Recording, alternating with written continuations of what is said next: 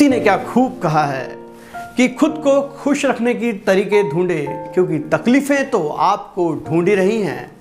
नमस्कार दोस्तों, मैं अंकित और आप देख रहे हैं डोंट गिव अप। एक छोटी सी कहानी। ये कहानी है एक लेडी की, जिस लेडी की उम्र लगभग 70 साल रही होगी। और उस लेडीज को बार बार जिस फ्लैट में वो रहती थी, उस फ्लैट के मालिक के नोटिस आ रहे थे उस फ्लैट को खाली करने के लिए। इस लेडीज का पति मर चुका था और बच्चे भी नहीं थे, और ये परेशान थी कि अब मैं कहाँ रहूंगी। और बार बार नोटिस आने के बाद वो अपने रिश्तेदारों से मदद मांगने की कोशिश करती है, लेकिन उसकी मदद कोई नहीं करता। सारे लोग उससे मुंह मोड़ लेते हैं और वो दुखी मन से घर में बैठी रहती है। और एक दिन वो दिन भी आ जाता है जब वो मकान का ओनर गार्ड लोगों को भेजता है कि तुम उस लेडी का मकान खाली करवा दो। वो गार्ड्स उस लेडीज के घर पहुंचते हैं और मकान खाली करने के लिए कहते हैं। वो लेडीज उनसे गुजारिश करती है कि मुझे थोड़ा वक्त और दो, मैं अपने रहने के लिए और कोई व्यवस्था कर लूं। लेकिन वो गार्ड सुनने को तैयार नहीं थे और वो दुखी मन से वो लेडीज बार बार उनकी विनती करते रहती है। 3-4 गार्ड होते हैं और तभी वहां पर एक लड़के की एंट्री होती है। सूट बूट में वो लड़का वहां पहुंचता है। उसके हाथ में एक कागज होता है।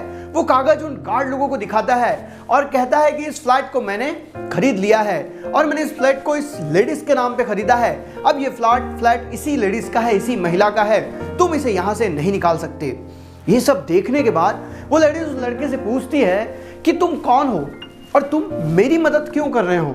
तब वो लड़का बताता है, शायद तुम्हें याद नहीं, लेकिन आज से 30 साल पहले तुम और तुम्हारे पति एक गली से गुजर रहे थे।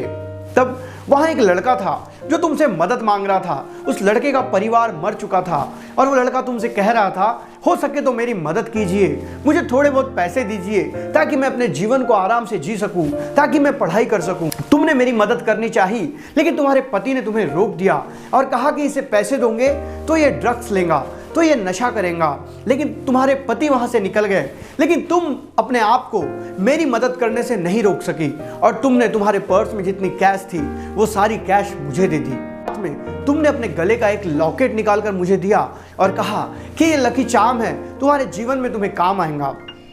और आज मैं एक बहुत बड़ा रियल एस्टेट का बिजनेसमैन बन चुका हूं। आज बहुत सारे घर बेचना खरीदना मेरा काम है। एक दिन मैं अपने लैपटॉप पे एक लिस्ट देख रहा था, जिस लिस्ट में जिन लोगों के फ्लैट खाली करवाए जाने हैं उनके नाम थे, और आपके नाम पर जाकर मेरी नज़र अटक गई, क्योंकि आपका नाम मैंने जान लिया था और मुझे आपकी मदद करने का रास्ता नजर आ गया। और वो 30 साल पहले आपने जो मेरी मदद की थी, उस मदद को मैं आपको वापस लौटा रहा हूं।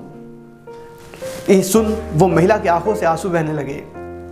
दोस्तों, छोटी सी कहानी हमें यह बताती है कि जिंदगी में कमाना है तो दुआएं कमाओ। पैसे तो हर कोई कमा लेता है, क्योंकि जब हम दुआएं कमाते हैं अच्छा काम करके, लोगों की मदद करके, तो दुआओं से बड़ी चीज दुनिया में कोई भी नहीं होती। क्योंकि जिंदगी में बहुत बार ऐसे चमत्कार होते हैं जो सिर्फ दुआओं से हो सकते हैं। इसलिए मैं सिर्फ इतना कहना चाहूंगा कि हमेशा जिंदगी में अच्छे काम करते रहो, लोगों की मदद करते रहो और दुआओं का खजाना जमा करते रहो। दोस्तों, अगर ये कहानी अच्छी लगी है तो वीडियो को लाइक करें। मैं इस चैनल पे रोज एक नई कहानी के साथ आता हूं। तब तक के लिए अलविदा, जय हिंद, वंदे मातरम।